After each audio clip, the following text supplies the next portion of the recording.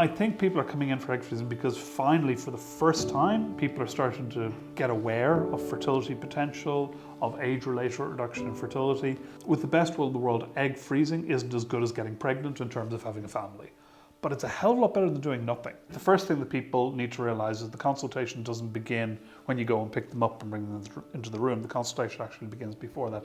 Generally that day or the previous day or two, I'll be looking at the flow and the list of patients that I have to see, and I'll be looking through their history. I'll be looking through their initial intake questionnaire. I'll be looking at the details of the consults that they had with the nurse, and I'll be looking at any results they've sent in and any results that we have as well. What you're doing is you're confirming what they want to do as opposed to asking from scratch. For an egg freezing cycle, the plan is usually pretty simple. It's egg freezing, the control you're using to bring into the cycle, and the type of cycle antagonist or agonist, long protocol, short protocol, the medications you're going to use, and the dosages. The procedure itself is always quicker than people think it's going to be.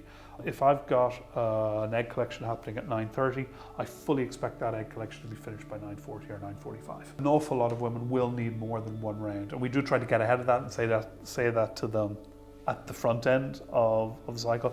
Of course, you don't have to decide that's what you're going to do. You can do one round, see how you found it physically, financially, emotionally, and then decide, okay, you know what, that wasn't too bad. I think it's reasonable to try this again, or, you know, that's not for me. Most people get on really well through it. They really do. And if you ask them at the end how was it, go, look, it wasn't fun, but it was actually easier than I expected. I think people should think about egg freezing and explore the option if they are planning on deferring having children for a number of years. But if you are planning to use the eggs within a year, it's probably not a great idea to freeze eggs. As you go beyond that first year, you start to accrue value relative to your own fertility potential falling away versus the fertility potential of the eggs that you have frozen. Well, I suppose the first thing that jumps off the page is affordability. We're substantially cheaper, not just to do the cycle, but to store the eggs as well. In terms of the processes, it's nurse-led, it's streamlined.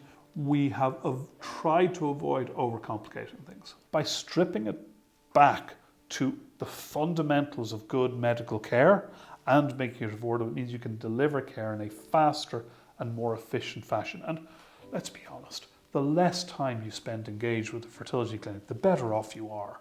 Come in, work hard, get out.